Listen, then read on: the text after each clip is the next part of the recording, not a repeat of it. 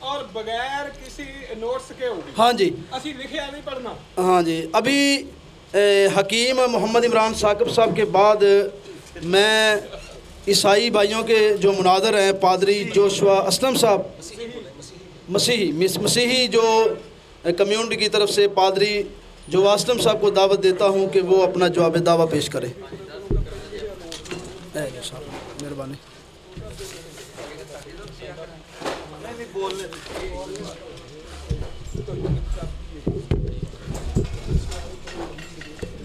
مسیح کے نام میں آپ سب کی سلامتی چاہتا ہوں. اور آج کا جو ٹاپک ہے پیش گوئیاں ہیں. عہد نامہ جدید میں سے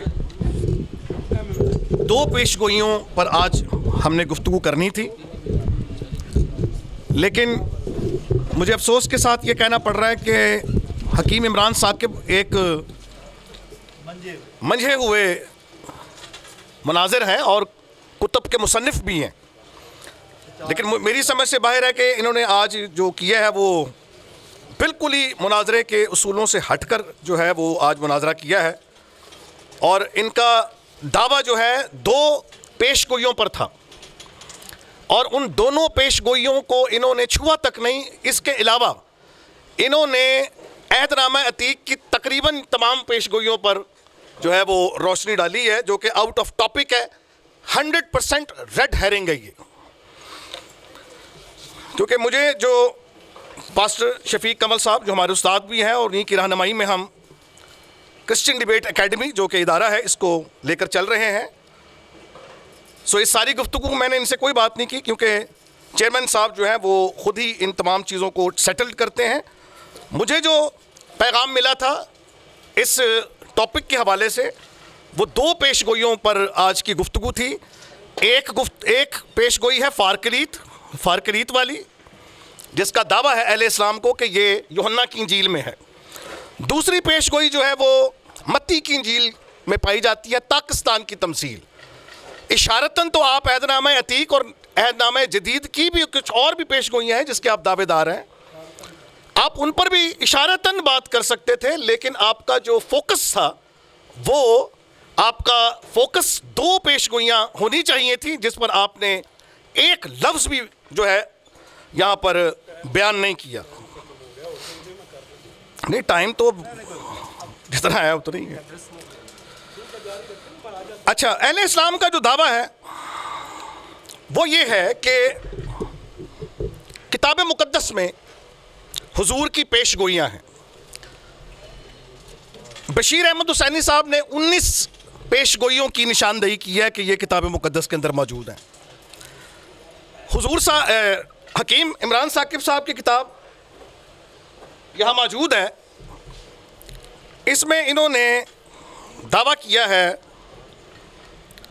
کہ واضح رہے کہ حضرت محمد رسول اللہ صلی اللہ علیہ وسلم کی رسالت بائبل کے حوالوں یا پیشن گوئیوں کی محتاج نہیں. یہ حوالے تو محض یہود و نصارہ کے لیے تمام حجت کے لیے پیش کیے جاتے ہیں. یہ اس کتاب کا دوسرا ایڈیشن ہے جو بہت ضروری اضافہ جات اور قیمتی حوالوں سے مزین ہے. امید ہے کہ قارئین اس کاوش کو پسند فرمائیں گے. اس ایڈیشن میں بائبل سے 36 پیشن گوئیاں ہیں اور 10 پیشن گوئیاں انجیل برناباس سے لی گئی ہیں. کل ملا کے 46 پیش گوئیاں ہیں. آپ سب احباب یہاں پر پڑھے لکھے بیٹھے ہوئے ہیں. مجھے آپ یہ بتائیں کہ یہ جو 40 پیش گوئیاں ہیں اس پر 40 منٹوں میں گفتگو ہو سکتی ہے؟ اسی لیے طے ہوا تھا کہ ان 40 پیش گوئیوں میں سے صرف 2 کا انتخاب کیا جائے، بلکہ میں تو یہ کہتا ہوں کہ ایک ہی کا انتخاب ہوتا، کیونکہ ایک پیش گوئی کے لیے ایک بڑا وقت چاہیے، بڑا عرصہ چاہیے. لیکن چلیں، بہرحال یہ ہے کہ میں تو خیر اب جو بات میرے پاس ہے وہ میں آپ کے سامنے رکھنا چاہوں گا ان 2 پیش گوئیوں کے حوالے سے. دعویٰ کیا جاتا ہے، یہ بائبل دیجیے گا.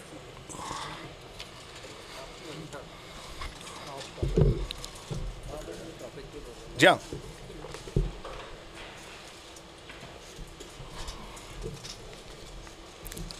کہ یہ پیش گوئیاں جو ہیں یہ کتاب مقدس میں یعنی بائبل میں پائی جاتی ہیں. اور آپ نے دیکھ لیا کہ یہ فرما رہے ہیں کہ پیش گوئیوں کے لیے ہم بائبل کے محتاج نہیں ہیں. اب پیش گوئی آپ نے دکھانی ہے بائبل میں سے. اگر آپ بائبل کو چھیڑیں گے ہی نہیں تو آپ اپنا دعویٰ کیسے کریں گے؟ یہ بات ہی بالکل غلط ہے۔ اچھا، جن دو مقامات سے مسلمان حضرات کو یہ شائبہ گزرتا ہے کہ قرآن مجید میں حضور کا ذکر ہے، وہ ہے سورہ اعراف کی 157ویں آیت اور سورہ صف کی 6 آیت، جس میں لکھا ہوا ہے کہ وہ کتاب ایک منٹ،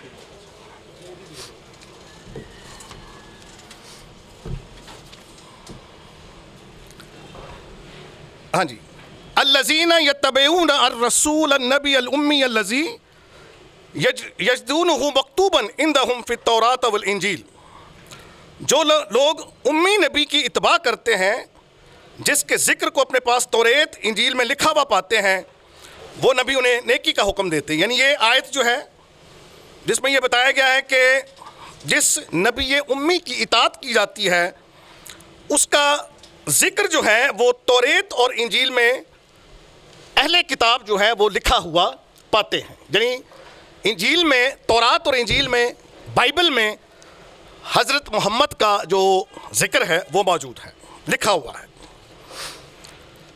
پھر دوسری آیت جو ہے وہ سورہ صف کی 6 آیت ہے، وَإِذْ قَالَ عِيسَىٰ بَنُ مَرْيَمَ يَا بَنِي إِسْرَائِيلَ إِنِّي رَسُولُ اللَّهِ عَلَيْكُمْ مُصَدِّقًا لِمَا بَيْنَ يَدَيَّ مِنَ التَّوْرَاةِ وَمُبَشِّرًا بِالرَّسُولٍ يَأْتِي مِن بَعْدِي اسْمُهُ أَحْمَدُ، سورہ صف کی 6 آیت۔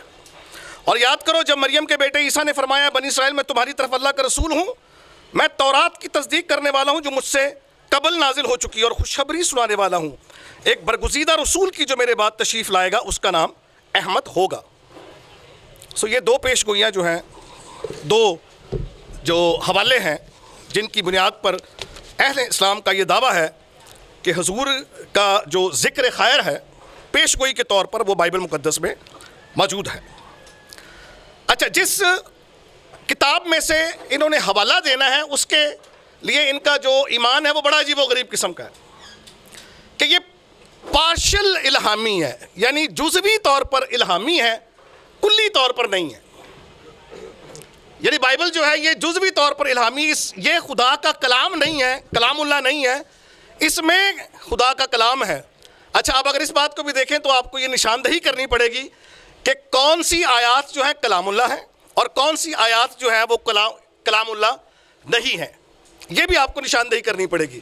یہ تو نہیں کہ جس وقت چاہے آپ جو ہے وہ کوئی بھی آیت پکڑ لیں اور بولے یہ کلام اللہ ہے اور یہ کلام اللہ نہیں ہے۔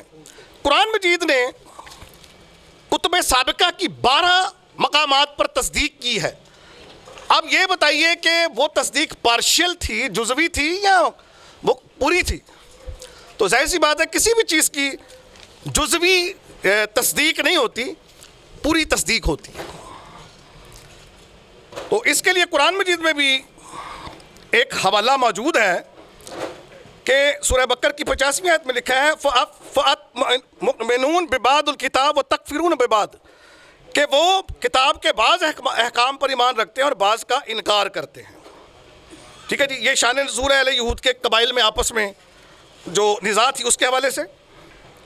لیکن قرآن کا فتویٰ ایسے لوگوں پر ہے کہ تم میں سے جو بھی ایسا کرے اس کی سزا اس کے سوا کیا ہو کہ دنیا میں رسوائی اور قیامت کے دن سخت عذاب کی مار، اور اللہ تمہارے اعمال سے بے خبر نہیں ہے۔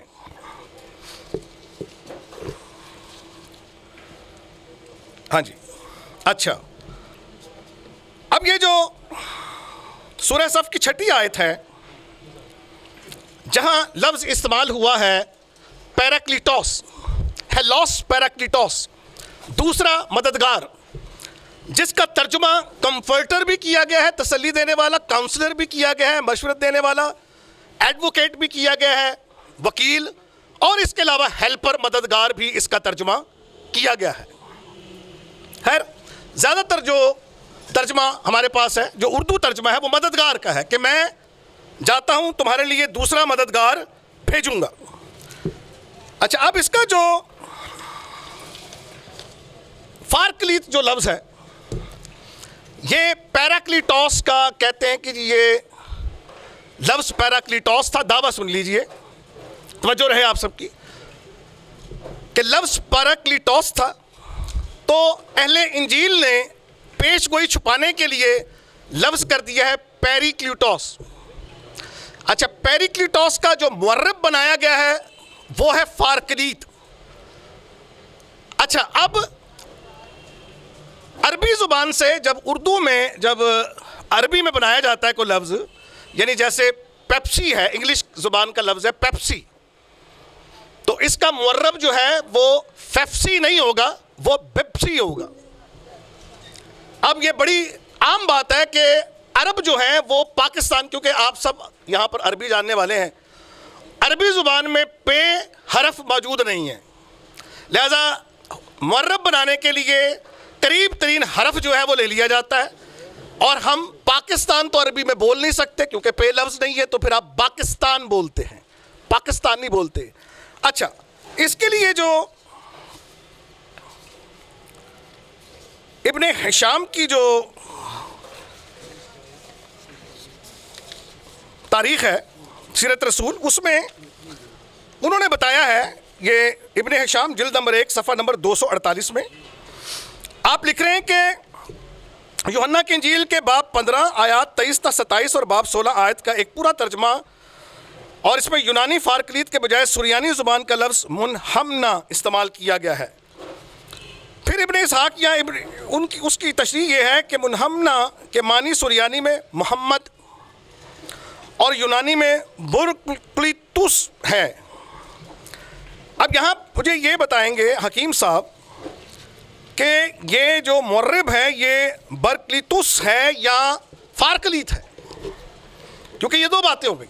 اچھا فارکلیت کا یہ بتایا جاتا ہے کہ یہ احمد کا ترجمہ ہے، اور آپ یہ فرما رہے ہیں کہ یہ محمد کا ترجمہ محمد ہے، یعنی اب یہ بھی ثابت کرنا پڑے گا محمد ہے یا احمد ہے صلی اللہ علیہ وسلم. ٹھیک ہے جی، یہ آپ کے کتاب کا میں نے حوالہ دیا ہے، یہ ابن ہشام، ہاں جی ابن ہشام جلد نمبر 1 صفحہ نمبر 248 پیج میرے پاس ہے. ہاں جی جلد نمبر 5 ابو علی المودودی صاحب کی کتاب میں سے یہ پرنٹ جو ہے وہ میں نے لیا ہے.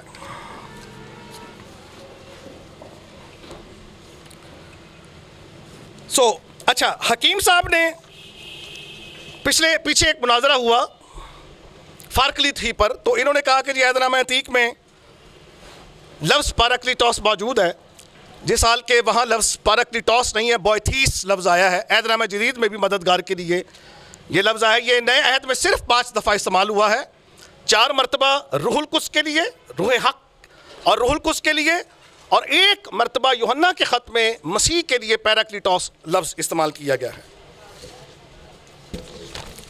اچھا اب یہ دعویٰ اگر کوئی بھی شخص کرتا ہے کہ جی وہ مذکورہ بیان میں کوئی دعویٰ کر دیتا ہے کہ جی یہ میری شخصیت کے حوالے سے لکھا گیا ہے، تو پھر اس معیار کو طے کرنا پڑے گا کہ وہ معیار کیا ہے، اور پھر اس کے مطابق جو ہے ہم یہ فیصلہ کر سکتے ہیں کہ آیا اگر وہ شخص اس معیار پہ پورا اتر جاتا ہے تو ٹھیک ہے، اگر پورا نہیں اترتا تو پھر ہم اسے قبول نہیں کر سکتے، وہ دعویٰ بیکار ہے. 4 حوالے ہیں جو کہ یوحنا کی انجیل میں سے،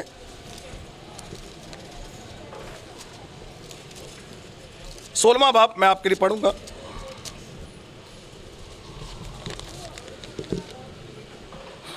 سولہواں باب اور اس کی 7ویں آیت ہے. لیکن میں تم سے سچ کہتا ہوں کہ میرا جانا تمہارے لیے فائدہ مند ہے، کیونکہ اگر میں نہ جاؤں تو وہ مددگار تمہارے پاس نہ آئے گا، لیکن اگر جاؤں تو اسے تمہارے پاس بھیج دوں گا، وہ آ کر دنیا کو گناہ اور راست بازی اور عدالت کے بارے میں قصوروار ٹھہرائے گا. گناہ کے بارے میں اس لیے کہ مجھ پر ایمان نہیں لاتے، راست بازی کے بارے میں اس لیے کہ میں باپ کے پاس جاتا ہوں اور تم مجھے پھر نہ دیکھو گے، عدالت کے بارے میں اس لیے کہ دنیا کا سردار مجرم ٹھہرایا گیا. نہ مجھے تم سے اور بھی بہت سی باتیں کہنی ہیں، مگر اب تم ان کی برداشت نہیں کر سکتے. لیکن جب وہ یعنی روح حق آئے گا تو تم کو تمام سچائی کی راہ دکھائے گا، اس لیے کہ وہ اپنی طرف سے نہ کہے گا، لیکن جو کچھ سنے گا وہی کہے گا، اور تمہیں آئندہ کی خبریں دے گا. وہ میرا جلال ظاہر کرے گا، اس لیے کہ مجھے سے حاصل کر کے تمہیں خبریں دے گا، کیونکہ جو کچھ باپ کا ہے وہ سب میرا ہے، اس لیے میں نے کہا وہ مجھے سے حاصل کرتا ہے اور تمہیں خبریں دے گا. تو اب یہاں پر جو لفظ آیا ہے روح حق، اس کے لیے پنیوما الیتھینوس لفظ یونانی زبان کا ہے، روح حق کا مطلب ہے حق کا روح. حق جو صفاتی نام ہے, الہی نام ہے, خدا کا نام ہے حق کا روح. سچائی کا روح مطلب حق کا روح ہے, سچائی کا جو پنیوما ایلیٹینوس ہے. اور لکھے کہ وہ آئے گا تو تم کو تمام سچائی کی راہ دکھائے گا, اس لیے کہ وہ اپنی طرف سے نہ کہے گا لیکن جو سنے گا وہی کہے گا. پھر مسیح نے فرمایا 14:26 میں نے یہ باتیں تمہارے ساتھ رہ کر تم سے کہیں, لیکن مددگار یعنی روح القدس جسے باپ میرے نام سے بھیجے گا وہی تمہیں سب باتیں سکھائے گا, اور جو کچھ میں نے تم سے کہا وہ سب تمہیں یاد دلائے گا. میں تمہیں اپنا اطمینان دیے جاتا ہوں. پھر 15:26 میں کہ جب وہ مددگار آئے گا جسے میں بھیجوں گا. یہ حوالہ جات جو ہیں یہ موجود ہیں. اچھا, اب یہ جو 14:26 میں کہ میرے نام سے آئے گا, اس کا مطلب as my representative taking my place. میرے نام سے آنے کا مطلب یہ کہ میں جاتا ہوں تو وہ پھر تمہارے پاس آئے گا اور وہ میرا قائم مقام ہو کر میری جگہ لے کر پھر وہ آگے اس مشن کو بڑھائے گا. پھر یہ ہے کہ وہ تمام سچائی کی راہ دکھائے گا, یعنی جو کچھ مسیح نے سچائیاں اپنے شاگردوں پر ظاہر کی ان کو مزید گہرائی سے ان پر ظاہر کرے گا, ان سچائیوں کو, اور وہ تمام باتیں تمہیں یاد دلائے گا. اب یہ جو مسیح کا جو کام تھا, اب یہ کہا جاتا ہے کہ سچائی کی تمام سچائی کی راہ, تو اس کا مطلب یہ ہے کہ مسیح نے تمام سچائی نہیں سکھائی, کچھ کمی رہ گئی تھی. نہیں, یہ بات نہیں ہے. مسیح جس کام کے لیے آئے تھے انہوں نے وہ کام مکمل کیا. اب جو روح القدس کا جو رول ہے, جو روح القدس نے آ کے کام کرنا تھا, وہ اس کام کا یہاں ذکر ہے کہ وہ تمہیں آ کر یہ سچائی کی راہ جو میں نے تمہیں بتائی اس کو مزید تمہیں وہ گہرائی سے بتائے گا. اپنی طرف سے کچھ نہ کہنے کا مطلب یہ ہے, یوحنا 7:18 میں لکھا ہے, مسیح کہہ رہے ہیں کہ جو اپنی طرف سے کہتا ہے وہ اپنی عزت چاہتا ہے, لیکن روح القدس ایز نمائندہ ریپرزینٹیٹو کے یہاں لکھا ہے کہ اپنی طرف سے نہ کہے گا, کیونکہ مسیح کہہ رہے ہیں کیونکہ جو کچھ باپ کا ہے وہ سب میرا ہے. تو اب یہاں پر جو بات ہے 15:26 میں دیکھا, لیکن یہ اس لیے ہوا کہ وہ قول پورا ہو کہ جو ان کی شریعت میں لکھا ہے کہ انہوں نے مجھ سے مفت عداوت رکھی, لیکن جب وہ مددگار آئے گا جس کو میں تمہارے پاس باپ کی طرف سے بھیجوں گا, یعنی روح حق جو باپ سے صادر ہوتا ہے, تو وہ میری گواہی دے گا. اب دعویٰ یہ ہے کہ یہ روح حق حضور ہیں, اور انجیل جو بیان دے رہی ہے وہ یہ ہے کہ جب وہ مددگار آئے گا جس کو میں تمہارے پاس باپ کی طرف سے بھیجوں گا, یعنی روح القدس کو بھیجنے والا جو ہے وہ مسیح ہے, جس سے لیا جا رہا ہے وہ باپ ہے. اور اہل اسلام کسی بھی طرح سے خدا کو باپ کہنے کے روادار نہیں ہیں, کسی بھی حساب سے خدا کو باپ نہیں کہہ سکتے. اور پھر حضور کو تو اللہ میاں نے بھیجا ہے, اللہ نے ان کو بھیجا ہے آپ کی تعلیم کے مطابق, اور مسیح یہ کہہ رہے ہیں کہ روح القدس کو, اس مددگار کو, لیکن جب وہ مددگار آئے گا جس کو میں تمہارے پاس باپ کی طرف سے بھیجوں گا, یعنی روح حق جو باپ سے صادر ہے. اب یہ مسیحی علم الہی کی یہ تعلیم ہے کہ بیٹا مولود ہے اور روح القدس باپ سے صادر ہے, اور یہ شخصیت جو ہے جو صادر ہونے والی شخصیت ہے, یہ اس کے بارے میں یہ بھی لکھا ہوا ہے کہ میں نے شروع ہی سے تم سے یہ باتیں اس لیے نہ کہیں کہ میں تمہارے ساتھ تھا, مگر اب میں اپنے بھیجنے والے کے پاس جاتا ہوں, اور تم میں سے کوئی مجھ سے نہیں پوچھتا کہ تو کہاں جاتا ہے, بلکہ اس لیے کہ میں نے یہ باتیں تم سے کہیں تمہارا دل غم سے بھر گیا. میں تم سے سچ کہتا ہوں میرا جانا تمہارے لیے فائدہ مند ہے, اگر میں نہ جاؤں تو وہ مددگار تمہارے پاس نہ آئے گا, لیکن اگر میں جاؤں گا تو اسے تمہارے پاس بھیج دوں گا. اب اس روح القدس کو بھیجنے والا مسیح ہے, اور بھیجا جا رہا ہے باپ کی طرف سے, باپ سے یہ صادر ہے. اب یہ تینوں ہی باتیں جو ہیں حضور کے بارے میں آپ تسلیم کر ہی نہیں سکتے کہ ان کو مسیح نے بھیجا, یہ ہو ہی نہیں سکتا کہ آپ یہ مانیں. اگر کسی رسول کو مسیح بھیج رہے ہیں تو یہ رسول بھیجنے کا کام تو اللہ تعالیٰ کا ہے, خدا کا ہے. تو اس کا مطلب یہ ہے کہ اس حوالے میں کہ باپ کی طرف سے ایک جب وہ مددگار آئے گا جس کو میں بھیجوں گا، اور جو باپ سے صادر، یہ دونوں باتیں حضور کی ذات پر منطبق نہیں ہوتی۔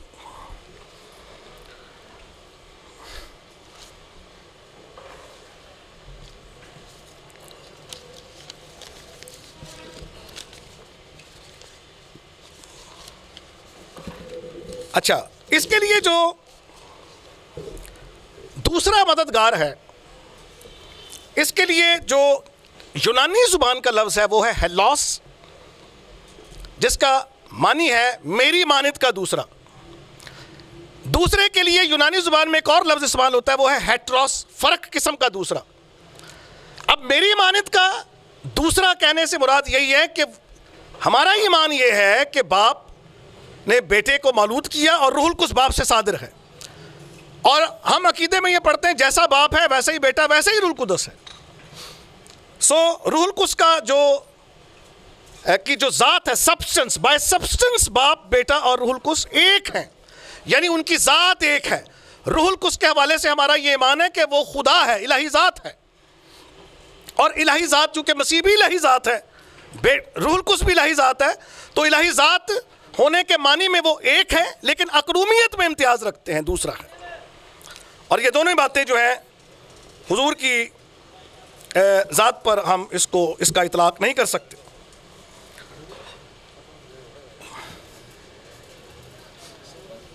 اچھا، یہ تو ہو گیا بائبل کا بیان۔ کتنا ٹائم کتنا ہے؟ 19 منٹ رہ گئے۔ اچھا، اہل اسلام کا یہ دعویٰ جو میں نے آپ کے سامنے رکھا ہے، سورہ صف کی 6 آیت میں جو پیش گوئی پڑھی گئی یہاں پر، اس میں جو لفظ استعمال ہوا ہے وہ ہے احمد۔ قرآن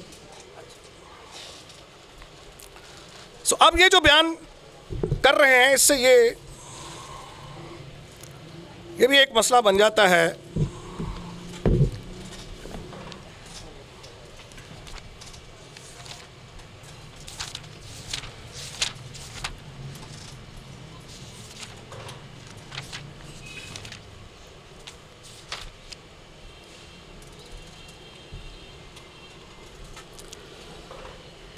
ترجمہ میں پڑھوں گا۔ میں تمہاری طرف اللہ کا رسول ہوں، تصدیق کرنے والا ہوں اس کتاب تورات کی جو مجھ سے پہلے ہے، اور ایک رسول کی بشارت دینے والا ہوں، وہ میرے بعد آئے گا، اس کا نام احمد ہوگا۔ پھر جب وہ رسول ان کے پاس کھلی نشانیوں کے ساتھ آیا تو وہ بولے یہ تو کھلا جادو ہے۔ اچھا، اب جس شخصیت کا یہاں پر ذکر کیا جا رہا ہے مسیح کی زبانی کہ میرے بعد ایک رسول آئے گا، اس کا نام احمد ہے، ٹھیک ہے جی۔ اور پھر یہ کہا جا رہا ہے کہ جب وہ ان میں آ گیا، پھر جب وہ رسول ان کے پاس کھلی نشانیوں کے ساتھ آیا تو وہ بولے یہ تو کھلا جادو ہے۔ اب یہ جو مسیح کے بعد آنے والا جو معاملہ ہے، مسیح کے بعد سورہ یاسین میں 2 رسول اور پھر تیسرے رسول کا بھی ذکر ہے، اور لطف کی بات یہ ہے کہ وہ بعد میں آنے والے جو رسول ہیں، مسیح کے بعد جو 3 رسول ہیں، وہ مسیح کے ہی حواری ہیں۔ اب اگر مسیح کے بعد ہی احمد کو آنا تھا تو پھر ان 3 رسولوں کا جو بیچ میں جو تذکرہ ہے یہ کیا معنی رکھتا ہے؟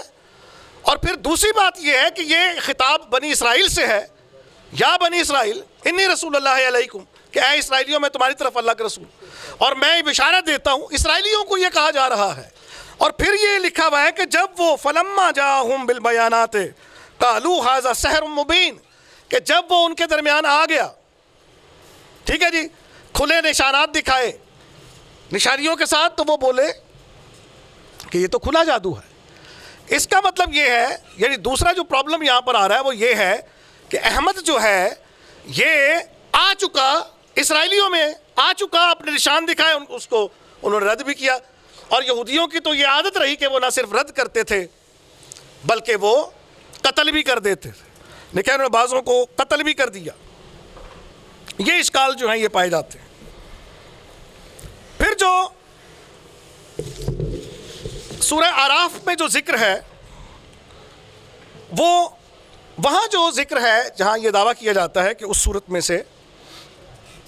میں لکھا ہوا ہے کہ تورات اور انجیل میں حضور کا ذکر ہے، اب جب آپ سورہ اعراف پڑھیں گے تو یہ بیچ کا جو ایک پیسج ہے اس کے سیاق و سباق میں موسیٰ کا ذکر ہے، موسیٰ کا ذکر ہے، اور یہ ہماری یہاں مشکل پیش آ رہی ہے کہ سیاق و سباق میں موسیٰ کا ذکر ہے اور بیچ میں آ کر حضور کا جو ذکر کیا جا رہا ہے اس کا کیا معنی ہے؟ اچھا، اب یہ بتایا جا رہا ہے کہ وہ نبی امی ہے۔ اب امی کا ایک معنی نہیں ہے، امی کے کئی معنی ہیں، اور امی کے ساتھ وہیں پر قوم لفظ بھی استعمال ہوا ہے اور وہیں پر لفظ امت بھی استعمال ہوا ہے۔ امی کے بہت سارے معنی ہیں۔ امی کا مطلب ہے ان پڑھ، امی کا مطلب ہے مکے کا رہنے والا، امی کا مطلب ہے امت والا۔ یہ میرا آپ کے لیے ایک سوال ہے کہ امی کہنے سے یعنی جو سیاق و سباق ہے یہ کیسے ثابت ہوگا کہ یہ حضور ہیں؟ کیا موسیٰ کے لیے استعمال نہیں ہو سکتا؟ اور ابو المودودی جو ہیں وہ کہتے ہیں کہ یہودی جو ہیں یہ امی لفظ جو ہے یہ غیر قوموں کے لیے بھی استعمال کرتے تھے، جینٹائلز کے لیے بھی استعمال کرتے، جیسے عرب اپنے لیے عرب اور دوسروں کے لیے اجمی کی اصطلاح استعمال کرتے تھے، اسی طرح یہودی جو ہیں وہ غیر قوموں کے لیے امی کا لفظ بھی استعمال کرتے تھے، یعنی اس کے کئی معنی ہیں۔ تو یہ کیسے ثابت ہوگا کہ یہ امی جو لفظ ہے یہاں جو استعمال ہوا ہے یہ حضور کے لیے استعمال ہوا اور موسیٰ کے لیے نہیں ہوا؟ سیاق و سباق یہ بتاتا ہے، میں مشکل میں ڈالتا ہے کہ اس کا یہاں ہم کیا تصور لیں، آیا موسیٰ کے حوالے سے یہ بات ہے یا حضور کے بارے میں؟ یہ غیر برسبیل تذکرہ ایک بات میں نے، یہ دو چونکہ آپ کے بیانات ہیں اس لیے میں نے یہ بات کی، ان کے سامنے ایک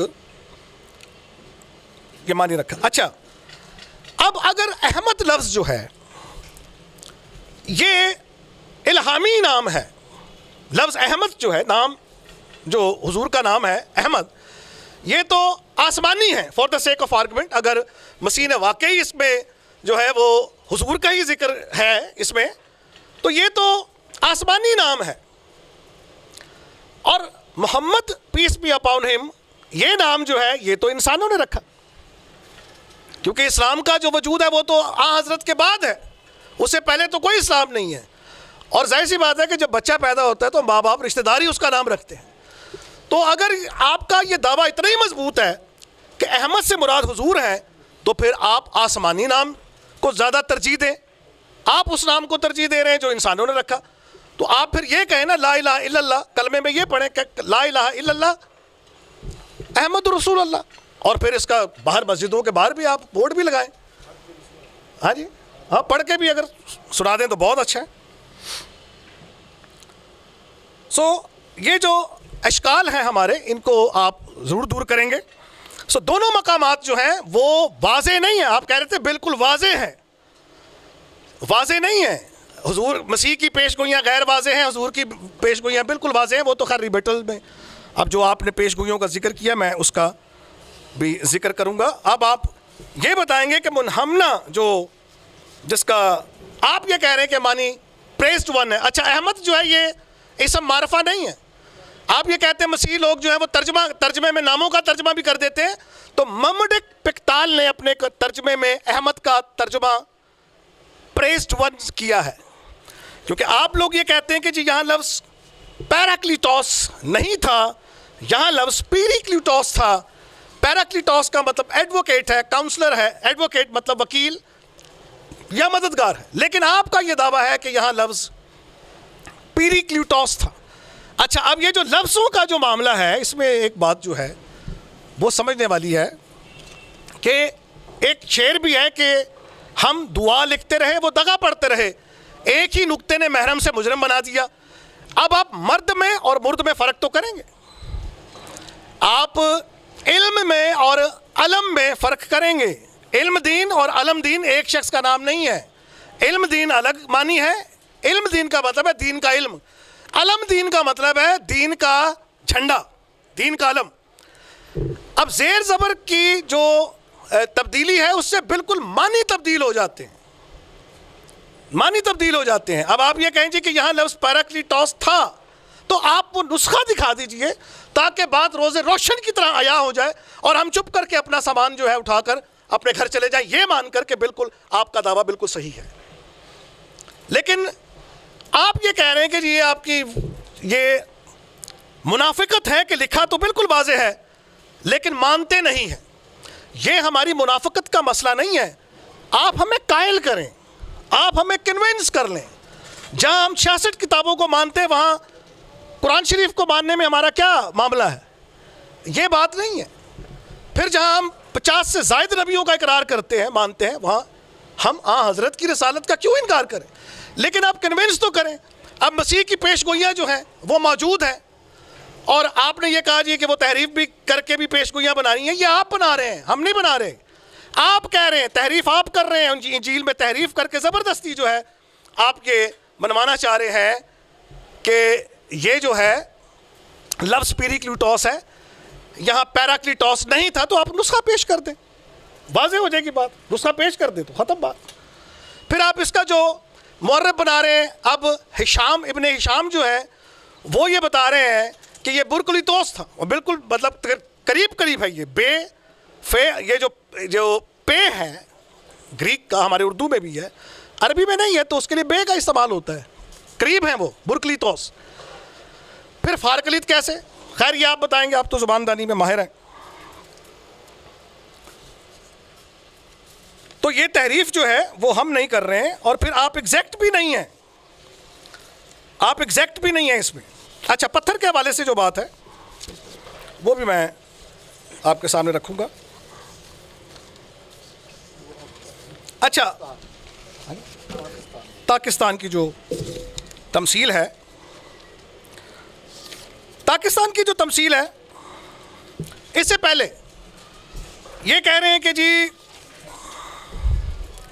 روح القدس میں اور روح حق میں فرق ہے, اور آپ نے یہاں پر تحریف کر دی ہے. میں یہ دعویٰ بھی پہلی بات آپ کا توڑ دوں یہاں پر تاکہ یہ بات بالکل واضح ہو جائے. 14:26 میں لکھا ہوا ہے, میں نے یہ باتیں تمہارے ساتھ رہ کر تم سے کہیں, لیکن مددگار یعنی روح القدس. مددگار جو ہے یہ پیراکلیٹوس جو ہے, ہیلوس پیراکلیٹوس جو ہے, یہ روح القدس ہے. روح القدس, آپ کا دعویٰ یہ ہے کہ روح القدس میں اور روح حق میں فرق ہے, لیکن نہیں, انجیل اس طرح سے بیان نہیں کر رہی ہے.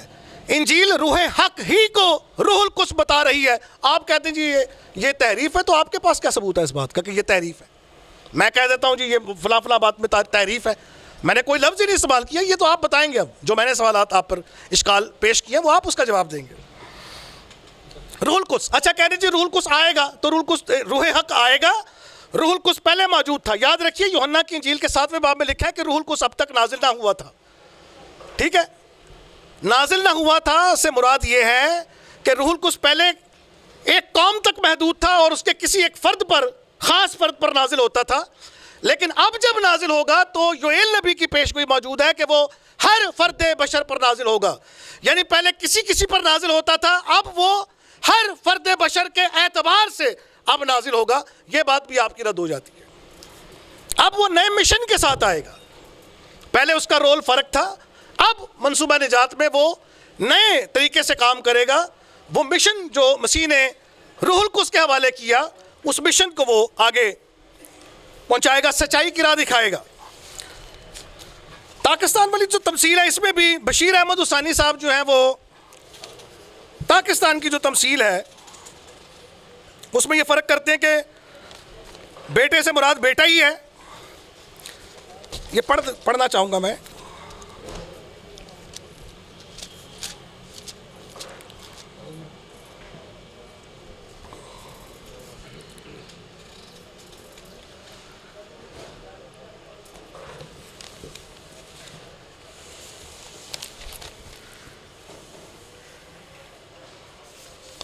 کس کی 43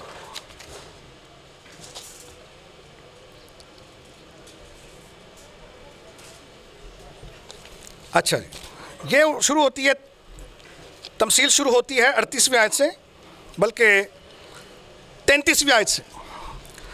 ایک اور تمثیل سنو. ایک گھر کا مالک تھا جس نے پاکستان لگایا, اس کے چاروں طرف احاطہ گھیرا, اس میں حوض کھودا, برج بنایا, باغبانوں کو ٹھیکے پر دے کر پردیس چلا گیا. اور جب پھل کا موسم قریب آیا تو اس نے اپنے نوکروں کو باغبانوں کے پاس اپنا پھل لینے کو بھیجا, اور باغبانوں نے اس کے نوکروں کو پکڑ کر کسی کو پیٹا اور کسی کو قتل کیا, کسی کو سنسار کیا. پھر اس نے اور نوکروں کو بھیجا جو پہلوں سے زیادہ تھے اور انہیں ان کے ساتھ وہی سلوک کیا. آخر اس نے اپنے بیٹے کو ان کے پاس یہ کہہ کر بھیجا کہ وہ میرے بیٹے کا تو لحاظ کریں گے. جب باغبانوں نے بیٹے کو دیکھا تو آپس میں کہا یہ وارث ہے, یہی وارث ہے, آؤ اسے قتل کر کے اس کی میراث پر قبضہ کر لیں. اور اسے پکڑ کر پاکستان سے باہر نکالا اور قتل کر دیا. بس جب پاکستان کا مالک آئے گا تو ان باغبانوں کے ساتھ کیا کرے گا؟ انہوں نے اس سے کہا کہ ان بدکاروں کو بری طرح ہلاک کرے گا اور باغ کا ٹھیکہ دوسرے باغبانوں کو دے گا جو موسم پر اسے پھل دیں. یسوع نے ان سے کہا کہ تم نے کتاب مقدس میں کبھی نہیں پڑھا کہ جس پتھر کو معماروں نے رد کیا وہی کونے کے سرے کا پتھر ہو گیا؟ یہ خداوند کی طرف سے ہوا, ہماری نظر میں عجیب ہے. بشیر احمد عثمانی صاحب کہتے ہیں کہ یہاں پاکستان سے مراد جو ہے وہ بنی اسرائیل قوم ہے, نوکروں سے مراد نبی ہیں, بیٹے سے مراد یسوع ہی ہے. لیکن آگے جس پتھر کا ذکر کیا گیا ہے وہ پتھر دراصل حضور ہے کہ وہ کونے کے سرے کا پتھر ہو گیا. جس کو معماروں نے رد کیا وہ کونے کے سرے کا پتھر ہو گیا. تو اب یہ جو بشیر احمد عثمانی صاحب ہیں یہ کہتے ہیں جی بادشاہی سے مراد نبوت ہے, اور بادشاہی سے مراد وہ نبوت لے رہے ہیں. لیکن یاد رکھیے کہ نبوت پیغام ہے اور بادشاہت ایک نظام ہے. اس اسکالر نے بائبل میں سے 19 پیش گوئیاں بتائی ہیں. یہ لکھتے ہیں کہ بیٹے سے مراد تو مسیح ہے لیکن پتھر سے مراد حضور ہیں. یہ دراصل پیش گوئی ہے. آپ لکھتے ہیں کہ اپنے سے بعد آئندہ دور اور زمانہ مستقبل کے لیے اس پتھر کے آنے کی بشارت دی. وجہ کہ ہماری نظر میں عجیب ہوا جبکہ یہودی لوگ آپ کے خاندان سے تعلق رکھتے ہیں, حقیر نہیں جانتے. لیکن یاد رکھیے کہ یہودی جو ہے صرف حقیر نہیں بلکہ قتل بھی کر دیتے تھے نبیوں کو. سو پتھر کا جو ذکر کیا گیا ہے کہ جس پر وہ گرے گا وہ ٹکڑے ٹکڑے ہو جائے گا اور جس پر وہ گرے گا اسے پیس دے گا. سو یہ جو بیان ہے اس بیان کے لیے مختلف تفاسیر ہے. جس پتھر پر یعنی جس پتھر سے کوئی ٹھوکر کھاتا ہے وہ ٹکڑے ٹکڑے ہو جائے گا. اور یہاں لکھا ہوا ہے کہ جس پتھر کو معماروں نے یعنی یہودی جو فقی تھے, یہودی علماء جو تھے, عالم جو تھے, چونکہ وہ ان کے منصوبے اور خیالات کے مطابق ان کے اندر فٹ نہیں ہوتے تھے ان کے خیالات میں, یہی وجہ بنی کہ انہوں نے اس کو رد کر دیا. اور کیا ہوا؟ سن 70 عیسوی میں وہ قوم ٹکڑے ٹکڑے ہو گئی. اور پھر جب مسیح اپنی آمد میں تخت پر بیٹھیں گے تو پھر ان تمام لوگوں کو جنہوں نے اسے رد کیا انہیں وہ دوزخ رسید کریں گے. یہ مطلب ہے اس کا. مطلب یہ ہے کہ بیٹا بھی مسیح ہے اور پتھر کا اطلاق بھی مسیح پر ہے. اور اس کا ذکر جو ہے وہ پطرس کے خط میں ہے کہ پہلے تم کوئی قوم نہ تھے لیکن اب تم خدا کی امت ہو.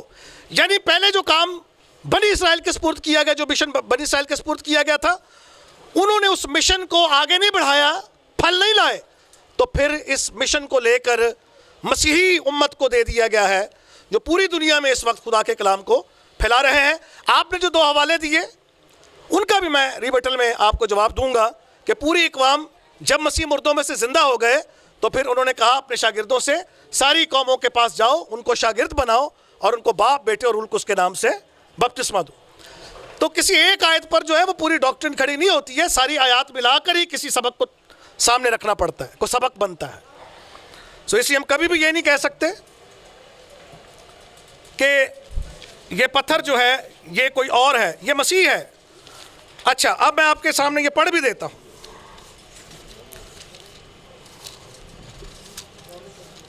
دو منٹ بس. افسیوں کے نام پولس اس کا خط ہے. بس اب تم پردیسی اور مسافر نہیں رہے بلکہ مقدسوں کے ہم وطن اور خدا کے گھرانے کے ہو گئے اور رسولوں اور نبیوں کی نیو پر جس کے کونے کے سرے کا پتھر خود مسیح یسوع ہے تعمیر کیے گئے ہو.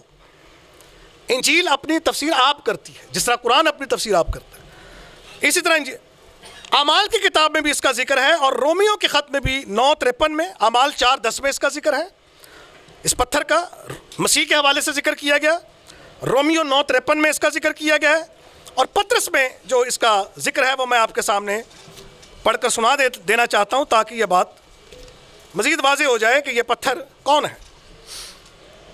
پطرس سے وہ تمام حوالہ جات جو پرانے عہد نامے میں استعمال ہوئے ان سب کو اکٹھا کر کے اس کا اطلاق مسیح پر کیا ہے. چنانچہ کتاب مقدس میں آیا کہ دیکھو میں سیون میں کونے کے سرے کا چنا اور قیمتی پتھر رکھتا ہوں.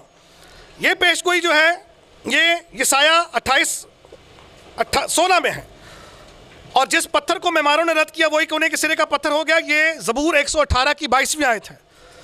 رشی آپ کا بہت پسندیدہ مفسر ہے، یہودی مفسر راشی، بہت ان کا پسندیدہ، اور ان کی یہ جو تفسیر ہے توریت کی تفسیر جو ہے، تناخ کی، تورات نبیم کتبیم کی، یہ ان کے پاس موجود ہے.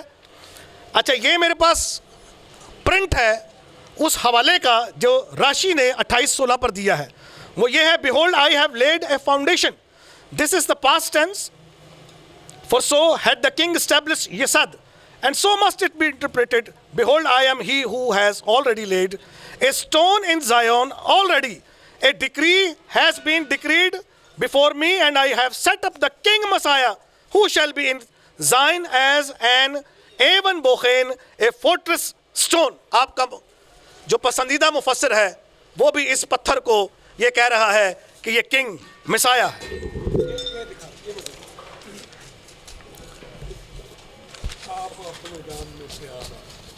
ہاں جی، یہ پرنٹ آپ کے پاس ہے، پرنٹ آپ کے پاس ہے. ہاں جی، شکریہ. بلا تاخیر میں دعوت دیتا ہوں جناب مسلم مناظر حکیم محمد عمران ثاقب صاحب کو، وہ آ کے اپنی نشست کے اندر اپنے خیالات کا اظہار فرمائے. حکیم محمد عمران ثاقب صاحب. 25 ہیں بھائی، 25 ہیں 25 ہیں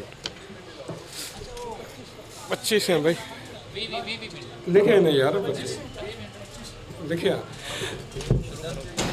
ابھی نہیں بھائی، ابھی شروع کر، ابھی نہ شروع کر.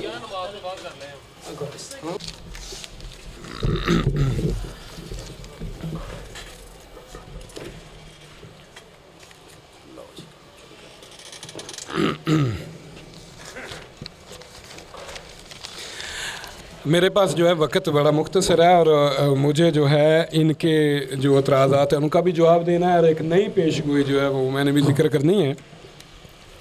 سب سے پہلی بات ہے، انہوں نے میری کتاب بائبل اور محمد رسول اللہ صلی اللہ علیہ وسلم کا مقدمہ جو ہے انہوں نے مجھے میرے سامنے پیش کیا ہے، اور انہوں نے کہا ہے کہ اس کے اندر حکیم صاحب نے لکھا ہے کہ پیش گوئیوں کے لیے ہم بائبل کے محتاج نہیں ہیں.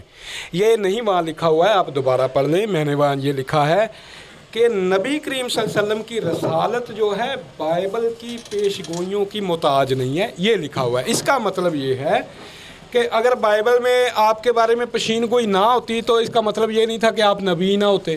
یہ مطلب ہے کہ آپ کی پیشین گوئی بائبل کے حوالوں کی محتاج نہیں ہے، یہ لکھا ہوا ہے. میں نے وہ آپ نے توجہ سے پڑھا نہیں ہے. اچھا، آپ نے بات کی ہے جی امی کی، کہ امی نبی جو ہے اس کے کئی معنی ہیں. وہ آپ نے کہا کہ جو ہے یہ مکہ کی جو وادی ہے اسے ام القریٰ کہا جاتا ہے. تو آپ نے کہا امی کا مطلب ان پڑھ بھی ہوتا ہے. آپ نے کہا تو یہاں جو ہے نا یہ سیاق و سباق جو ہے نا وہ تعین کرتا ہے. یہاں امی کا مطلب یہی ہے کہ جس نے کسی کے سامنے آ کے کسی کا جو شاگرد نہ ہو، کسی انسان سے جو پڑھا ہوا نہ ہو. اور نبی جو ہوتے ہیں نا، نبی، وہ میری بات یاد رکھیں، صرف حضرت مسیح امی نہیں تھے، حضرت محمد صلی اللہ علیہ وسلم امی نہیں تھے، کہ بلکہ حضرت مسیح بھی امی تھے. آپ دیکھیں انجیل کے اندر کہ جب جو ہے نا وہ حضرت مسیح ہیکل میں آئے تو ان کو وہ کھول کے پڑھ کے سناتے تھے، تو وہ حیران ہوئے کہ یہ تو پڑھا ہوا نہیں، تو پڑھ کے ہمیں سنا رہا ہے. مطلب وہ تعجب کرتے تھے اس بات کے اوپر. تو نبی ہم اس کو نہیں مانتے کہ جو تعلیم پائے انسانوں سے وہ نبی نہیں ہوتا. نبی آسمان سے تعلیم پاتا ہے، خدا سے تعلیم پاتا ہے. حضرت مسیح نے بھی فرمایا تھا کہ جو میرا باپ مجھ کو کہتا ہے میں وہی تم سے کہتا ہوں. اور نبی صلی اللہ علیہ وسلم نے فرمایا تھا وَمَا يَنْطِقُ عَنِ الْهَوَىٰ إِنْ هُوَ إِلَّا وَحْيٌ يُوحَىٰ. تو علامہ کا ما لم تکن تعلم، کہ وہ علم جو اللہ تعالیٰ نے تجھ کو عطا کیا ہے، نبی کو وہ علم اللہ کی طرف سے عطا کیا جاتا ہے.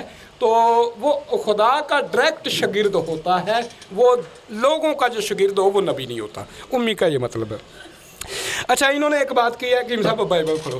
انہوں نے کہا کہ یہ ہمارے مسلمان بھائی کہتے ہیں کہ بائبل جو ہے وہ محرف ہے. اس میں تحریف کی گئی ہے. تو جب بائبل میں تحریف کی گئی ہے تو محرف میں سے نبی صلی اللہ علیہ وسلم کی پیشین گوئیاں کیوں پیش کرتے ہیں؟ بھائی بات یہ ہے کہ آپ بھی، آپ کے مسیحی بھی، آپ کے بہت سارے مسیحی انہوں نے اس کے اوپر کمنٹریاں لکھی ہیں، بکس لکھی ہوئی ہیں کہ یہودیوں نے حضرت مسیح کی پیشین گوئیوں کو بگاڑا ہے، تو آپ بھی پیش کرتے ہیں. بہرحال پیشین گوئی جو تحریف ہوتی ہے نا، تحریف کا مطلب یہ نہیں ہوتا کہ یہ کتاب ہے، اس کتاب کو چھپا دیا اور اس کتاب کی جگہ یہ رکھ دی. یہ تحریف نہیں ہوتی. تحریف یہ ہوتی ہے کہ ایک عبارت کے اندر ایک الفاظ کی، دو لفظوں کی گڑبڑ کر دی جائے. یہ توجہ کیجئے کہ اب دیکھیں، میں آپ کے سامنے تحریف کی ایک مثال بائبل میں سے پیش کرنے لگا ہوں. یہ کتاب ہے یسایہ کی، اور یسایہ کی کتاب کے جو 46 باب ہے، شاید 45 ہے، اور 45 کا ہے 23 ہے. اس کے اندر لکھا ہے کہ ہر ایک گھٹنا میرے حضور جھکے گا. خدا کے کلام صدق میرے منہ سے نکلا ہے اور وہ ٹلے گا نہیں ہے، کیونکہ میں اوپر ہے، کیونکہ میں خدا ہوں اور میرے سوا کوئی خدا نہیں. بائبل کے اندر لکھا ہے میں خدا ہوں اور میرے سوا کوئی خدا نہیں. تثلیث وغیرہ یہ وہ الوہیت مسیح سب کی نفی ہو گئی. تو لکھا ہے کلام صدق میرے منہ سے نکلا ہے اور وہ ٹلے گا نہیں. ہر ایک گھٹنا میرے حضور جھکے گا. خدا کہہ رہا ہے ہر ایک گھٹنا میرے حضور جھکے گا. اب انہوں نے عہد نامہ جدید میں تحریف کر دی. میں آپ کو ایک مثال دوں گا تحریف کی. یہاں تھا ہر گھٹنا خدا کے لیے جھکے گا اور وہ اکیلا ہے. اب یہاں انہوں نے تحریف کی، پوری عبارت وہی ہے. اب انہوں نے کیا کیا؟ تاکہ یسوع مسیح کے نام پر ہر گھٹنا جھکے. ہر گھٹنا یسوع کے نام پہ جھکے. وہاں تھا ہر گھٹنا میرے نام پہ جھکے گا، خدا کے نام پر جھکے گا. باقی کی پوری عبارت وہی ہے. ایک لفظ انہوں نے خدا کا ہٹا کے تو یسوع لکھ دیا. تحریف اس کا نام ہے، کتاب بدلنے کا نام تحریف نہیں ہے میرے بھائی جان. اچھا اگلی بات انہوں نے کی جی، مددگار جو ہے نا، انہوں نے کہا کہ مرب کر کے فارکلیت بنا ہے. کس کو مرب کر کے؟ انہوں نے کہا پاراکلیتس کو مرب کر کے فارکلیت بنا ہے. آپ کے پاس یہ کتاب تھی ذرا مجھے فارکلیت، وہ اس کی وہ سنگ کی کیا نام تھا، چھوٹے سے میں نے دیکھا بھی سارا، وہ مجھے دے دیں ذرا، یہاں پڑی ہوئی تھی. اچھا میں انہیں کہتا ہوں کہ پاراکلیت کو یہ مرب کر کے، ان کو میں دیتا ہوں مارکر، میں دیتا ہوں بورڈ، میں دیتا ہوں. یہ عبرانی بھی جانتے ہیں، مجھے علم ہے، یہ یونانی بھی جانتے ہیں اور میں بھی عبرانی جانتا ہوں، تھوڑی بہت یونانی کی بھی ابجد میں جانتا ہوں. آپ پاراکلیتس کو مرب کر کے کسی طرح بھی مجھے فارکلیت بنا دیں. یہ ابھی آپ کر کے مجھے دکھا دیں کسی بھی طرح. پاراکلیتس کو جب مرب کریں گے وہ فاراکلیت بنے گا، فارکلیت نہیں بنے گا. میں مرب کر کے دکھا بھی دوں گا، میرے پاس وقت نہیں ہے. آپ مرب کر کے اسے فارکلیت بنا دیں، کبھی بھی نہیں بنے گا. پھر دوسری بات یہ ہے کہ بھائی حضرت مسیح کی زبان جو تھی وہ آرامی تھی، یونانی نہیں تھی. ہمارا دعویٰ یہ ہے کہ حضرت مسیح کی آرامی کی انجیل لے آؤ، اس میں سے ہم لفظ احمد تمہیں دکھا دیں گے. قرآن کریم کا یہی دعویٰ ہے کہ حضرت مسیح نے ان کی پیشین گوئی کی ہے اسمہ ہوا احمد، احمد نام کے ساتھ. ٹھیک ہے، تو چونکہ انہوں نے حضرت مسیح کی آرامی زبان کی انجیل ہی کوئی نہیں ان کے پاس، اس کا انہوں نے یونانی میں ترجمہ کر دیا. اب پاراکلیتوس اور پریکلیتوس بڑا ہی معمولی سا فرق ہے لکھنے کے اندر. اور ان کی کتابوں کا جو اشر ہوتا رہا ہے، اس کی تاریخ اگر آپ کبھی دیکھیں نا تو الفاظ ملے ہوئے ہوتے تھے اور کہیں سے مٹے ہوئے ہوتے تھے کہیں. اچھا یہ اس بات کی دلیل ہے، یہ کتاب میں نے ان سے منگوائی ہے، جب تک حضرت محمد صلی اللہ علیہ وسلم نے فارکلیت ہونے کا دعویٰ نہیں نہ کیا، اس وقت تک آمد ہونے کا دعویٰ نہیں کیا، اس وقت تک اس سے پہلے ان کا ایک مسیحی تھا، اس کا نام تھا مانی. اس کے اندر اس کتاب کے اندر لکھا ہوا ہے. اس مانی نے دعویٰ کیا کہ جس احمد کے آنے کا ذکر یسوع نے کیا ہے وہ احمد میں ہوں، وہ فارکلیت میں ہوں، اور مسیحوں کے कई मुल्कों ने, हत्ता कि ईरान तक, यहाँ से यरूशलेम से लेकर ईरान तक उनकी हुकूमत कायम हो गई थी मानी की, और वो उसको नबी मानते थे मानी को, और उन्होंने हुकूमत की और कई सालों तक हुकूमत, कमोबेश मेरा ख्याल है 50 साल तक उनके इलाके उन्होंने फतह किए, हुकूमतें उन्होंने कायम की। उस वक़्त तक की सारी लपेट मसीहियों की मानियों के साथ आप उठा के देख ले, कभी किसी मसीही ने ये नहीं कहा कि नहीं जी मानी तो फारकली तो आने वाला ही कोई नहीं था, अहमद तो आने वाला ही कोई नहीं था। वो ये कहते थे कि तुम्हारे अंदर वो निशानियाँ ही नहीं हैं। वो सारी डिबेट आप निकाल के देख लें, उनके खिलाफ किताबें लिखी हुई देख लें। जब इस्माईल अलैहिस्सलाम की औलाद में से नबी करीम सल्लल्लाहु अलैहि वसल्लम आ गए तो इन्होंने कहा नहीं जी फारकली तो कोई आने वाला ही नहीं था। ये इस खुद लिखते हैं, ये मानी का तज़किरा इस किताब के अंदर, ये मसीहियों की किताब है, इन्होंने खुद किया हुआ है। बहरहाल आप ना माने, हमारा इससे क्या, यहूदी भी नहीं मानते हज़रत मसीह की पेशीन गोइयों को। अच्छा, इन्होंने बात की है म्यार नबूवत या म्यार पशीन गोइयाँ क्या है। भाई हमारा ये मौजू नहीं है कि नबूवत का म्यार क्या है और पशीन गोइयों का म्यार क्या है। वो इसके ऊपर आप डिबेट तय कर लें मुझसे, म्यार नबूवत के ऊपर या पशीन गोइयों के म्यार के ऊपर, वो अलग से डिबेट रख लें मेरे साथ। मेरा दावा ये है कि पूरी बाइबल के अंदर कोई पशीन गोई हज़रत मसीह के बारे में इतनी वाज़े नहीं जितनी हज़रत मोहम्मद सल्लल्लाहु अलैहि वसल्लम के बारे में वाज़े हैं। मैं अपने दावे पे कायम हूँ, और वो मैंने तो वो आपको सबूत दे दिए। आपके शहर मक्का का जिक्र कर दिया, आपका नाम ग्रामी मोहम्मद का जिक्र कर दिया, फ़तह मक्का का जिक्र, 10,000 कदूसियों का जिक्र कर दिया, और बहुत सारी चीज़ें हैं। अच्छा, इन्होंने कहा मेरा जाना तुम्हारे लिए फ़ायदेमंद है। फारकलीत की इन्होंने बात की, मैं जाऊंगा तो वो रूह हक आएगा। अगर आप सिर्फ इसी बात पे गौर कर लें, क्या रूह हक पहले कब, रूहुल कुदस जिसको आप कह रहे हैं, क्या वो पहले कभी नहीं आया था? जब हज़रत मसीह ने बपतिस्मा लिया था, गुनाहों का बपतिस्मा लिया था, तो वो तो तब भी नाज़िल हुआ था कबूतर की शक्ल में। तो ये जिसने आना है, हज़रत मसीह कह रहे हैं कि मैं जाऊंगा तो वो आएगा, अपने जाने पर उसको मुअल्लक कर रहे हैं। लिहाजा रूहुल कुदस के बारे तो ये सारी बातें इसी एक जुमले से ख़त्म हो जाती हैं, और तुमको सच्चाई की राह दिखाएगा। रूहुल कुदस ने एक जुमला भी ऐसा नहीं कहा जो तलीमात उनको दी हुई, वो आप दिखा दें मुझे, कोई एक भी नहीं है। वो अपनी तरफ से ना कहेगा। अच्छा, इन्होंने कहा कि वो अपनी तरफ से ना कहेगा। नबी सल्लल्लाहु अलैहि वसल्लम ने ये दावा किया है कि वह मा यंतिकु अनिल हवा इन हुवा इल्ला वह्युन यूहा, कि मैं अपनी तरफ से कुछ नहीं कहता, जो मुझे खुदा कहता है मैं तुमसे वो कहता हूँ। मैं नहीं कलाम करता हूँ बग़ैर खुदा के बुलाए हुए। तो जब के रूहुल कुदस को तो आप खुद खुदा कहते हैं, वो तो मुताज नहीं इस बात का। अच्छा, इन्होंने एक इतराज़ किया कि हज़रत मसीह ने कहा है कि मैं भेजूँगा, तो क्या आप मान लेंगे हज़रत मसीह ने हज़रत मोहम्मद सल्लल्लाहु अलैहि वसल्लम को भेजा? आप बात समझे नहीं है, बात सुन ले। हज़रत मसीह ने फरमाया है जो मैं तुमसे कहता हूँ ना, वो मैं अपने आप से नहीं कहता हूँ, बल्कि जो मेरा बाप मुझसे कहता है वो मैं तुमसे कहता हूँ। यानी ये हज़रत मसीह नहीं कह रहे कि मैं भेजूँगा, ये खुदा कह रहा है, और मसीह अलैहिस्सलाम आगे पहुँचा रहे हैं। तो ये खुदा भेजेगा, मसीह ने नहीं भेजना। ये खुदा ने मसीह को कहा, खुदा के अल्फाज मसीह ने लोगों को सुना दिए। अच्छा, ये कहते हैं बेटा मौलूद है, मसीह की तलीमात है, तसलीस वगैरह। भाई तसलीस वगैरह जो है ना, सलूस तसलीस, इसका बाइबल में कोई जिक्र नहीं है। ये अथनासियस का अकीदा है, अथनासियस का अकीदा बाद की बात है, तो ये भी कोई दलील ना थी आपकी। मसीह के बाद आने वाले 3 रसूल मसीह के हवारी थे, तो इन्होंने तफसीर इब्ने कसीर का हवाला दिया है कि इमाम इब्ने कसीर, आप पूरी बात नहीं पढ़ते। मेरे साथ डिबेट हुई थी पलूस के मौजू के ऊपर, तो उसके पादरी शफीक कमर साहब ने हवाला दिया था।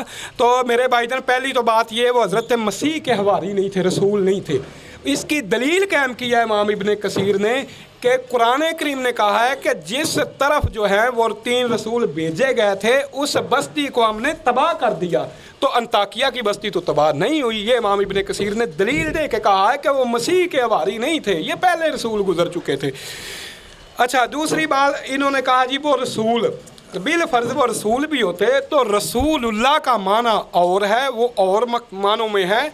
मूसा अलैहिस्सलाम अल्लाह के रसूल हैं, हज़रत मसीह अल्लाह के रसूल हैं, हज़रत मोहम्मद सल्लल्लाहु अलैहि वसल्लम अल्लाह के रसूल हैं। अगर मैं किसी को भेजता हूँ ना, किसी को अगर मैं किसी काम के लिए भेजता हूँ, तो वो मेरा रसूल है, वो मेरा भेजा। रसूल का माना होता है भेजा हुआ, मैसेंजर। पैगाम लेके जाने वाला, डाकिया, एलची, ये उसका माना होता है। नबी करीम सल्लल्लाहु अलैहि वसल्लम ने हज़रत मुआज़ रज़ी अल्लाह ताला अन्हु को किसी जगह पे भेजा। आपने उनसे चंद सवाल किए, मुआज़ अगर तेरे साथ ये मामला आएगा क्या करेगा? उन्होंने कहा ऐसे होगा। फिर क्या? उन्होंने कहा ऐसे।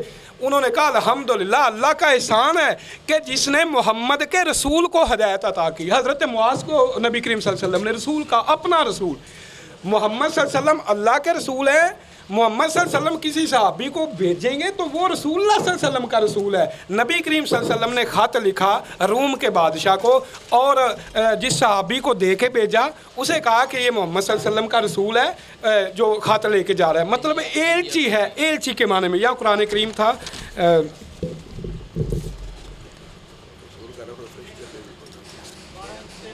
अच्छा, ये देखें सूरा मरियम है और सूरा मरियम के अंदर है कि फ़रिश्ता हज़रत मरियम की तरफ आया और वो कहता है आना रसूल और रब्बी के, कि मैं तेरे रब की तरफ से भेजा हुआ हूँ। तो रसूल का मतलब होता है वह भेजा हुआ। जब रसूलुल्लाह आएगा तो माना हुआ अल्लाह का भेजा हुआ। ठीक है, तो ये भी कोई आपका एतराज़ जो है ना वो कम इल्मी की वजह से था। अच्छा, इन्होंने कहा जी अगर आप सल्लल्लाहु अलैहि वसल्लम का नाम जो है मोहम्मद वो तो इंसानों ने रखा था, तो जो आपका नाम है अहमद वो अंजील में है, तो इसका मतलब ये अहमद नाम इल्हामी है तो मोहम्मद नाम इल्हामी नहीं है। हाँ, आपकी ये बात मेरी बात सुन लें। नबी करीम सल्लल्लाहु अलैहि वसल्लम ने फरमाया कि तौरात के अंदर मेरा नाम मोहम्मद है, अंजील के अंदर मेरा नाम अहमद है। तो तौरात भी इल्हामी है, मालूम हुआ मोहम्मद नाम भी इल्हामी हुआ, अंजील भी इल्हामी है, तो मतलब अहमद नाम भी इल्हामी हुआ।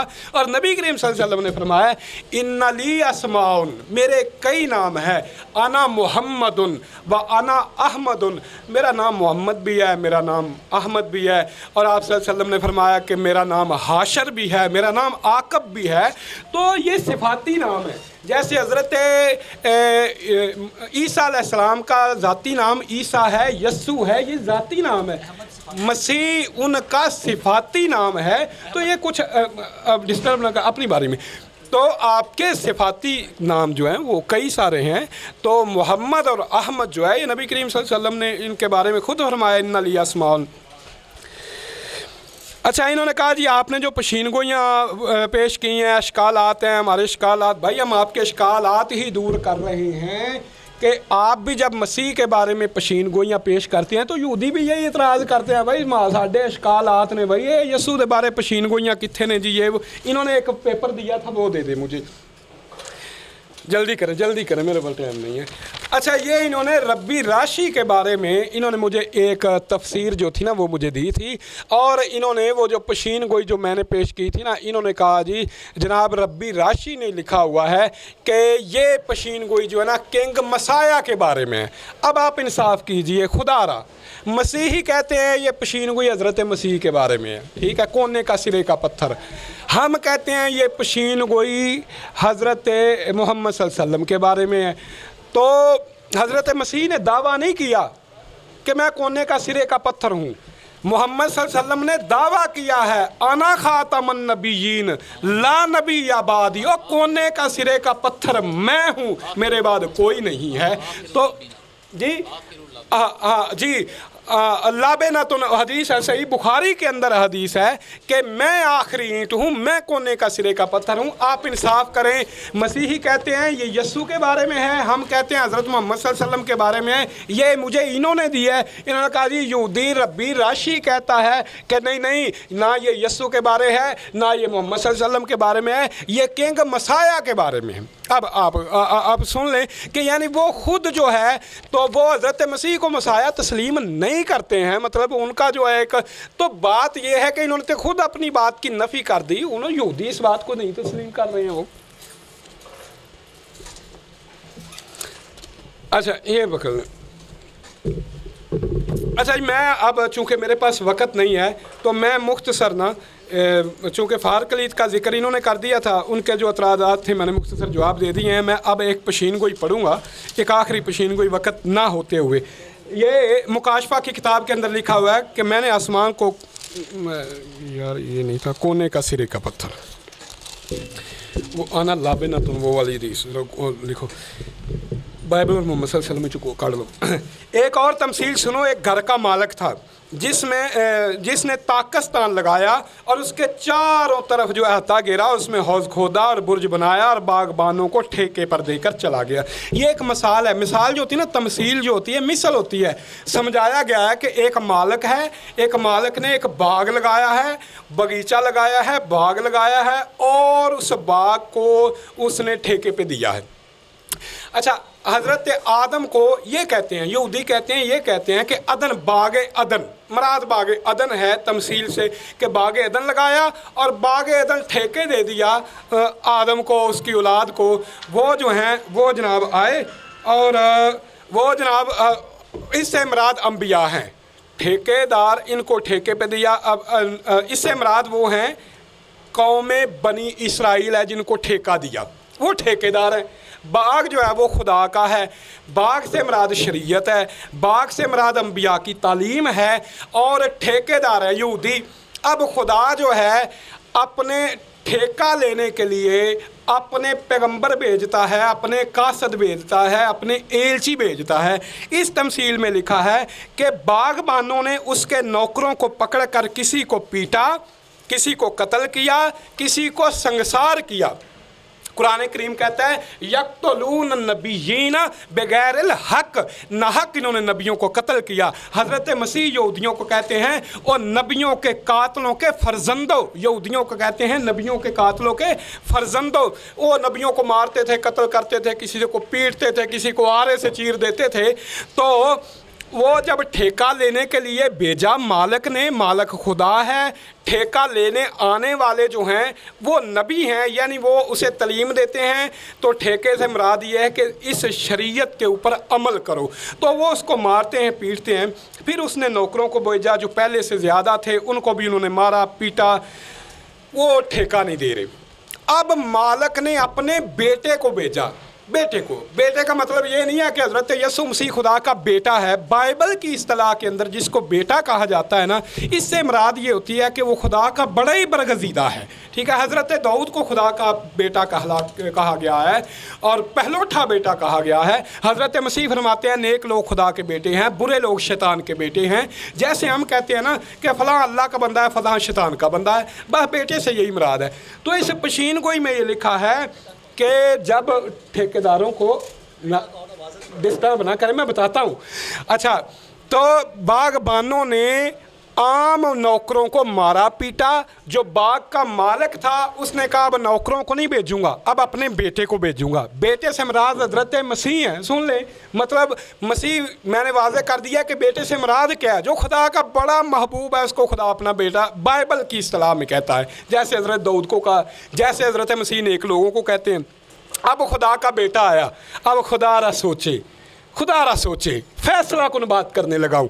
आपकी अंजील कह रही है बेटा आया और पाकिस्तान के ठेकेदारों ने क्या किया, जब बागबानों ने बेटे को देखा तो आपस में कहा यही वारिस है, आओ इसे कत्ल करके इसकी मिरास पर कब्ज़ा कर लें और इसे पकड़ कर, उसकी मिरास क्या है, नबूवत। अच्छा, इसे पकड़ कर पाकिस्तान से बाहर निकालें। बाहर निकाला और कत्ल कर दिया, बेटा कत्ल कर दिया। यहूदियों ने बेज़ों में खुद कत्ल कर दिया। यहूदियों ने तो कर लिया, उन्होंने तो कर दिया, उन्होंने तो पकड़ा, उन्होंने सूली चढ़ा दिया। अल्लाह ने बचा लिया, शुब्बे हलाहुम, उनको शुबा डाल दिया, ये अलग बात है। उन्होंने तो कर दिया, वो आए, उन्होंने पकड़ा, सूली चढ़ा दिया, उन्होंने कहा जी हमने इसको मार दिया है, उन्होंने इसको सलीब दे दिया है। अच्छा, बेटा उन्होंने कत्ल कर दिया। अब खुदा कहता है, हज़रत मसीह कहते हैं कि फिर जब पाकिस्तान का मालिक आएगा तो उन बागबानों के साथ क्या करेगा। उनसे सवाल करते हैं यहूदियों से। यहूदी कहते हैं, उन्होंने कहा वो इन बदकारों को बुरी तरह हलाक करेगा, बुरी तरह हलाक करेगा। ये जंग की खबर दी गई है। और बाग का ठेका दूसरे बागबानों को देगा जो मौसम पर उसके फल लाएंगे। बेटा यस्सु तो कत्ल हो चुका है, बाग का ठेका किसी और को दिया जाएगा। और ये कहते हैं ये हमारी नज़र में तो अजीब है। पता क्यों अजीब है? वो कहते थे कि सारे जो है ना नबी वो तो आ रहे हैं इसहाक की औलाद से, इस्माइल की औलाद से तो कोई नबी आया ही नहीं, तो ये हमारी नज़र में तो वो ये बड़ा अजीब है। अच्छा बेटा हो गया कत्ल, बाग का ठेका मिल गया किसी और को, और जिसको बाग का ठेका मिला, जिस पत्थर को मामारों ने रद्द किया, वही कोने का सिरे का पत्थर हो गया। ये खुदावंद की तरफ से हुआ जिस पत्थर को मामारों ने रद्द किया। ममार कौन है? ये यहूदी कौम की बात की जा रही है। रद्द क्यों किया? ये कहते हैं जी हाजरा जो थी वो तो लौंडी थी, तो लौंडी की औलाद से कैसे नबी हो सकता है?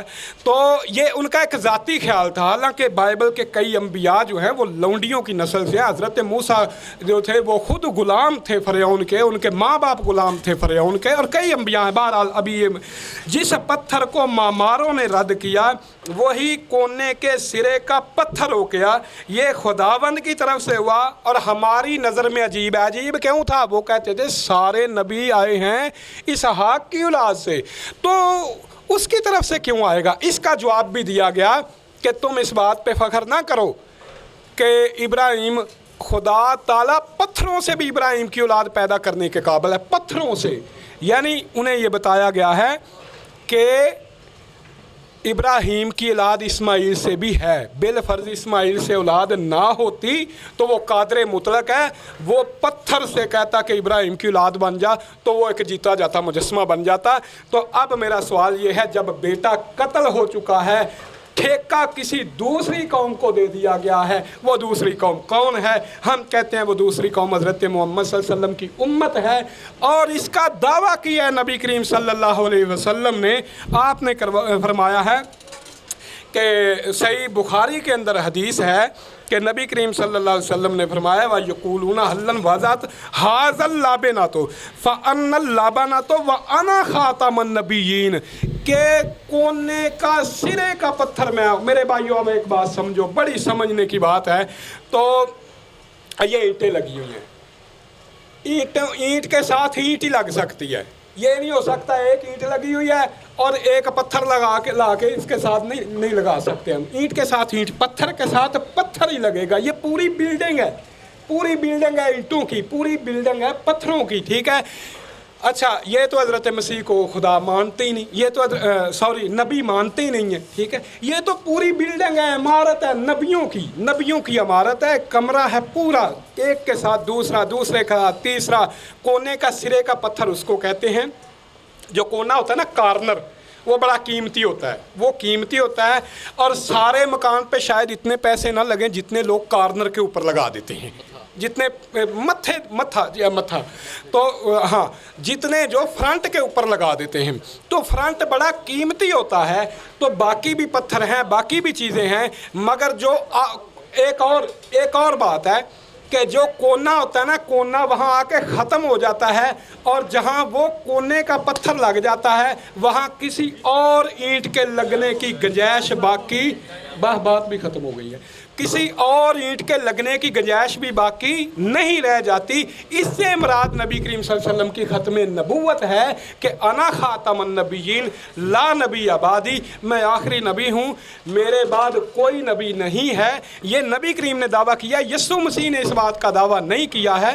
तो जो पलूस कहे या कोई और कहे उससे हमारी गर्ज नहीं है, मसीह का दावा दिखाएं। शुक्रिया जनाब मेरा।